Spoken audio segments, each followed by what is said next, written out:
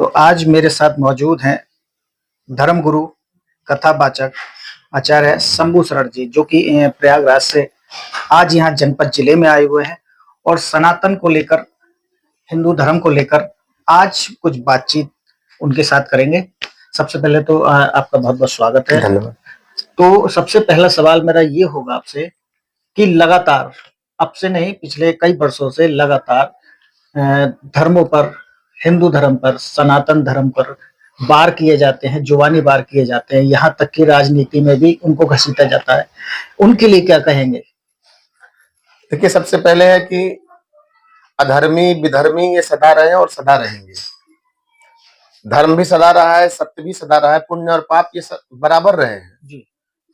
तो मानस में बाबा गोस्वामी तुलसीदास लिख रहे हैं कि जब जब हो धर्म के हानि, बाढ़हि असुर अधम अभिमानी, तब तब प्रभु धरि मनुज शरीरा, हरहि कृपा निधि सज्जन पीरा।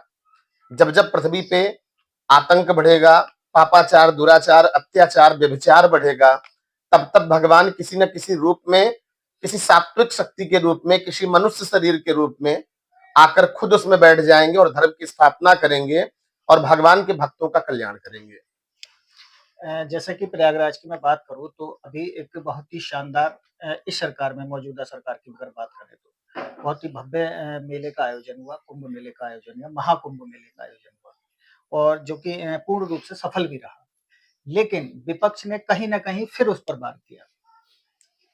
ऐसे विपक्षियों के लिए क्या कहेंगे? लेकिन कहीं ना कहीं वो भी हिंदू हैं। देखिए, हमारे लिए राजनीतिक बयान देना ठीक नहीं है। मैं तो केवल आध्यात्मिक बातें करूंगा, धर्म की बातें करूंगा। और जो सनातन का महापर्व हुआ, सृष्टि में आज तक ऐसा पर्व हुआ नहीं पहले कभी।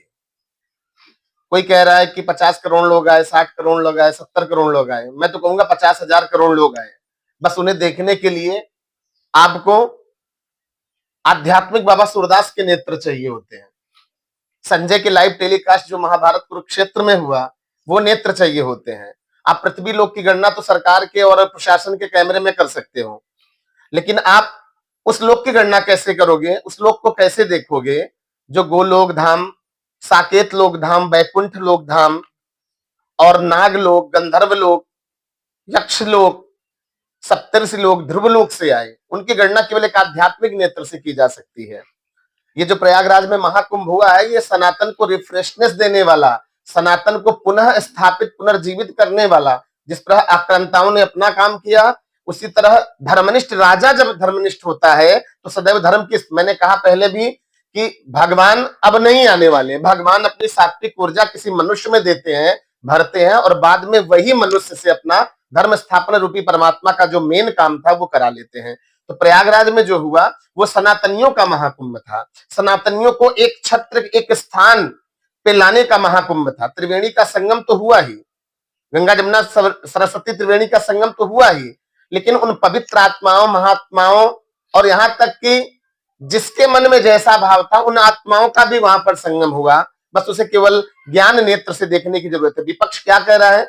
विपक्ष जो भी कहे उससे हमको लेना देना नहीं है, लेकिन जो धर्म पथ पर है वो तो केवल धर्मात्माओं का साथ देगा, धर्मात्माओं का जो वचन होगा उसी पे चलेगा। और ये प्रयागराज का जो महाकुंभ था, वास्तव में देखा जाए तो सृष्टि का इस समय केंद्र रहा, जहां पे इतनी बार भगवान का नाम जपा गया, इतनी बार भगवान का गुणानुवाद किया गया। तो इसे केवल पॉजिटिव रूप में देखा जाए, सकारात्मक रूप में लिया जाए। कौन क्या कह रहा है उसमें न ध्यान देके क्या हुआ, जो अच्छा हुआ उसकी चर्चा की जाए। अच्छा, पॉलिटिक्स की बात नहीं करते, जैसा कि आपने कहा है। जी, मैं उन सनातनियों की बात कर रहा हूँ, क्योंकि हमारे दर्शकों तक ये मैसेज भी जाना बहुत जरूरी है, जिनको, जो ज्ञान से परे हैं, जो सनातन होकर भी सनातन का विरोध करते हैं, उनके लिए क्या करें?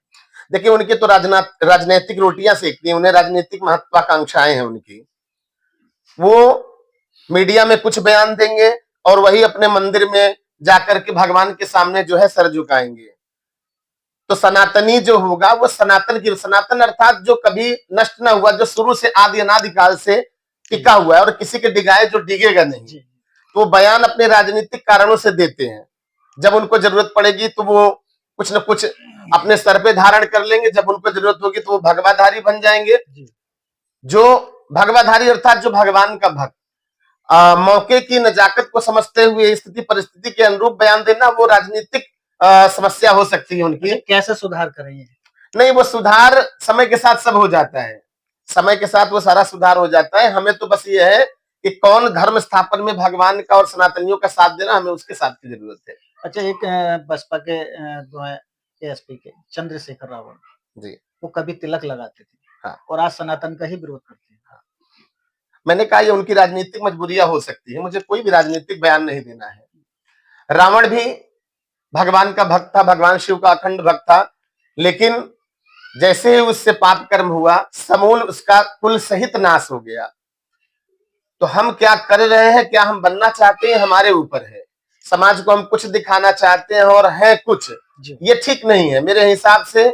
जब मन कर्म और वचन से मनुष्य एक हो जाता है तो वही परमात्मा का भक्त है, बाकी सब तो नाम के तो चाहे जो हो जाए, उसमें कोई हमें तर्क नहीं बिल्कुल, करना है। बिल्कुल, बिल्कुल। जी मैं कुछ होली के लिए पूछना चाहूँगा। हम्म, अभी-अभी होली का पवित्र जो त्योहार है, जी वो अभी समाप्त हुआ है। जी तो कुछ दर्शकों को तक ये मैसेज पहुँचाना ज़रूरी है। कुछ सवाल हमारे पास आए थे जी कि पूछना ज़रूर, अगर कोई परम ज्ञानी व्यक्ति अगर आपको मिले तो उनसे जी पूछना ज़रूर। जी सवाल ये था कि किसी ने पूछा था कि होलिका को पूजते क्यों हैं? हाँ अगर वो सही है जी। और अगर वो गलत है तो उन्हें जलाते क्यों हैं? देखिए, ये जो होलिका है, इनका मूल नाम था ढूंढा। भगवान बैकुंठ में निवास करते हैं और भगवान के दो प्रमुख पार्षद हुए जय और विजय। शनकाद ऋषियों के शाप से उनको 3 जन्मों के लिए राक्षस होने का शाप मिला। पहले जन्म में हिरण्यकशिप और हिरण्याक्ष, दूसरे जन्म में रावण और कुंभकर्ण, तीसरे में शिशुपाल और दंत्रवक्र। जब हिरण्यकशिप जो है वही जय विजय, जब हिरण्यकशिप बने तो भगवान ने तो कहा था शनकाद ऋषियों की इनका उद्धार मेरे बड़े प्रिय है, इनका उद्धार करने मैं ही जाऊं। भगवान को नरलीला करनी है, वो किसी न किसी रूप में आकर धर्म की स्थापना करेंगे। तो जो हिरण्यकशिप हुआ, इसने जब जाना कि हमारे घर में ही हमारे बैरी अर्थात भगवान नारायण को मानने वाला पैदा हो गया है, तो उसको नष्ट करने के लिए नाना प्रकार के प्रयोग किए और वो सफल न हुआ। तो अंत में वो अपनी बहन ढूंढा के पास पहुंचा, जिसको ब्रह्मा जी के द्वारा वरदान के रूप में एक चूनर प्राप्त थी कि जो भी उस चूनर को पहन के किसी भी अग्नि में बैठ जाएगा तो उसका वो जल नहीं पाएगा, उसका नाश नहीं हो सकता है। तो जब हिरण्यकशिप थक गया, हर प्रकार से उसने देख लिया, पत्थर से कुचलवाने का प्रयास किया, पर्वत से गिरवाया, हाथी से कुचलवाना, जहर से मरवाया, लेकिन कुछ नहीं हुआ। भक्त प्रहलाद का मानस में बाबा लिख रहे हैं कि सीम की सकई चाप कोई तासु बड़ रखवार रमापति जासु। जिसके भगवान रक्षक हैं, चराचर जगत के नियंता रक्षक है, पालनकर्ता रक्षक है, उसका कौन बाल बांका कर सकता है। तो जब ढूंढा के पास गया कि बहन ऐसा ऐसा है, मेरा बालक ऐसा कर रहा है, तेरे पास एक शक्ति है, वरदान है कि तू अग्नि में जलेगी नहीं, तो तू मेरे बालक को अपनी गोदी में लेकर अग्नि में बैठ जा। चिता जलाई गई और देखिए, बुआ और भतीजे का संबंध बड़ा ही मीठा और प्यारा होता है, जिस प्रकार बहन और भाई का होता है। तो बुआ ने जब अग्नि प्रज्वलित हुई तो वही चुनर अपने भतीजे अर्थात प्रहलाद को उड़ा दी। वो स्वयं तो जल गई, लेकिन अपने भतीजे अर्थात भगवान के भक्त को उसने कुछ न होने दिया। तो कहते हैं कि जो भगवान के भरोसे है वो कभी भी नष्ट नहीं हो सकता। स्थिति परिस्थिति मृत्यु जन्म तो सब भगवान के हाथ में है। तो भक्त प्रहलाद से भगवान को धर्म स्थापना करानी थी, बहुत से भक्तों का कल्याण करना था, इसलिए उनकी रक्षा भगवान ने स्वयं उस चूनर रूप में की। अच्छा, एक सवाल और आपसे जी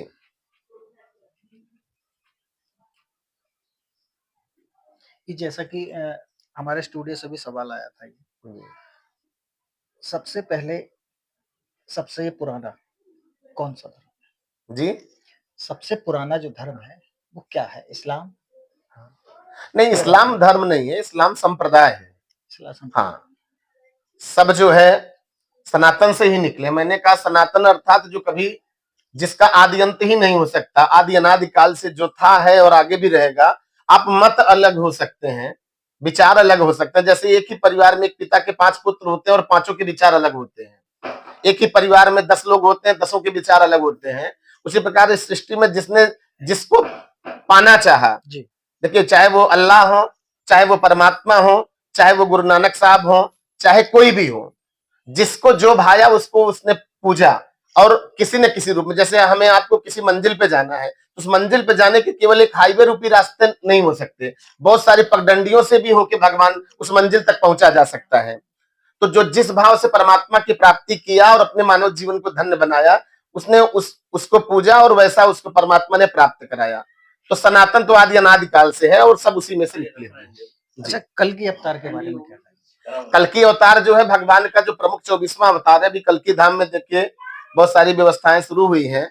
तो जब कलयुग अपने प्रबल वेग पे होगा तो भगवान का 24वां अवतार एक ब्राह्मण परिवार में होगा, कल्कि रूप में। भगवान कहते हैं कि जब जब धर्म घटेगा जी। और अधर्मियों का अधर्म बढ़ेगा तभी मैं प्रकट हो जाऊंगा किसी न किसी रूप में। जैसे हमारे आपके जीवन में कोई न कोई कभी न कभी कष्ट आता है, कोई न कोई दुख आता है, हमें कोई रास्ता नहीं सूझता, लेकिन जब हम विवेक से निर्णय लेते हैं, भगवान की शरण में रहते हैं, तो उसी दिग्भ्रमित स्वरूप में परमात्मा किसी न किसी रूप में आकर हमारा काम कर देता है। हमें लगता है यह तो असंभव था और ये संभव कैसे हो गया। अच्छा, कहते हैं ये जैसे आपने बताया कि 24वां अवतार जी, बताया जाता है कि अंतिम अवतार है। हाँ, भगवान कल्कि का, भगवान नारायण का ये 24वां अवतार है। और मनवंतर और सृष्टि प्रलय के हिसाब से अलग अलग मनवंतर में अलग अलग इंद्र हुए हैं, अलग अलग अग्नि हुए हैं। भगवान ने नाना प्रकार के जो, कभी भगवान सूकर बन गए, क्या जरूरत थी भगवान को सूकर बनने की, तो सूकर की होती है सींग। और जब हिरण्याक्ष जैसा राक्षस पृथ्वी को ले जाकर रसातल में डुबोएगा तो भगवान किसी न किसी रूप में आएंगे और सिंहों पे पृथ्वी को ले जाकर जल पे स्थापित कर देंगे। जब हमने आपने भगवान महावीर को पूजा, भगवान नारायण को पूजा, भगवान हनुमान जी को पूजा, जैसा भाव हमने रखा, भगवान इतने दयालु कृपालु हैं कि भगवान वो बन जाते हैं।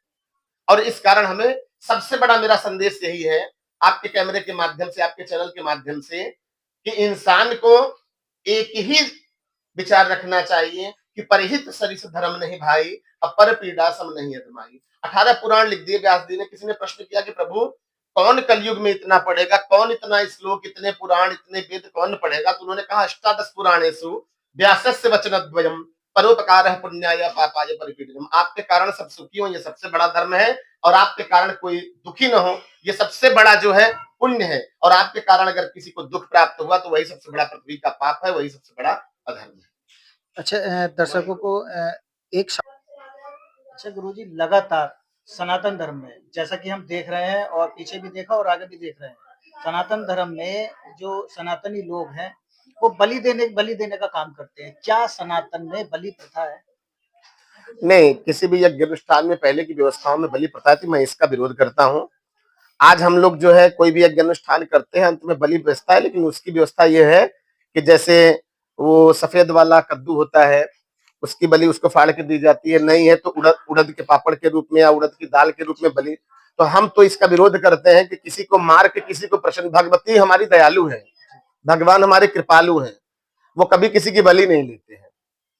पहले की जो व्यवस्थाएं थी वो थी, मैं उस पर टिप्पणी नहीं करूंगा, लेकिन मेरा तो इतना मानना है कि जीवन और मरण, हानि लाभ, जीवन मरण, यश अपयश विधिहात, ये सब भगवान के हाथ में, उसमें मनुष्य का उसमें उस झंझट में नहीं पड़ना चाहिए, और मैं इसका विरोध करता हूँ। अच्छा, अधिकांश जो होता है गुरु गोरखनाथ जहरवीर बाबा यहाँ ज्यादा बलि देते हैं, और जो उनके गुरु हैं लोगों जी, वो उनको ये सिखलाते हैं, उनके लिए क्या मैसेज? गुरु सिखाता नहीं है, लोग अपनी व्यवस्था से गुरु के वचनों को भी झूठा करके इधर उधर अपने मत जो है बदल लेते हैं। हम तो कहते हैं कि उन्हें ज्ञान की जरूरत है। हाँ, और ज्ञान हो जाने के बाद कभी कोई किसी को कैसे मार सकता है? ये सृष्टि परमात्मा की है, ये जगत परमात्मा का है, और जब सब कुछ परमात्मा को मारना, किसी को जन्म देना, ये परमात्मा के हाथ में ही छोड़ दिया जाए तो ज्यादा बेहतर होगा। तो हमारे दर्शक बखूबी जान ले कि सनातन में बलि की जो प्रथा है वो नहीं है, अभी जैसा कि गुरुजी ने बताया, तो इस चीज पर बड़ा गौर दें। एक बार फिर हमारे दर्शकों को बता दीजिए कि सनातन में बलि प्रथा नहीं है। देखिए, अपने अपने मत अनुसार लोग कर रहे हैं। जैसे कि अभी मैं बिहार में एक कथा किया मैंने, भभुआ में, कैमूर जिले में, मां मुंडेश्वरी के धाम में। मां मुंडेश्वरी जो अपनी माता जी की पीठ है पूरे भारत में, उनमें से एक प्रमुख स्थान है 51 पीठों में से एक। क्या कृपा है वहां की, बकरे को ले जाया जाता है और ले जाके वहां के पुजारी जब बलि देने के लिए वहां पे जब जाते हैं भगत जगत, तो वहां पर अक्षत छिड़का जाता है मां के चरणों से लेके, वो तुरंत मूर्छित हो जाता है। उसके मूर्छित होना ही वहां पर बलि उसको माना जाता है। और जब वही पुजारी दोबारा माँ के अक्षत को दोबारा उसके ऊपर जितनी देर आप रोकना चाहें, आप जाके इसको वहां देख सकते हैं। कैमरे में कैद किया है बहुत सारे लोगों ने। और अक्षत छिड़कने के बाद वही बकरा पुनः जीवित हो जाता है। तो माँ की जयकार होती माँ मुंडेश्वरी के धाम में। तो मैं मानता हूं कि जीवन और मृत्यु ये भगवान के हाथ में, इससे भगवती कभी प्रसन्न नहीं होती, भगवान कभी प्रसन्न नहीं होते। तो ये थे हमारे साथ स्वामी जी, और इन्होंने सनातन धर्म के बारे में, हिंदू धर्म के बारे में काफी कुछ ज्ञान दिया।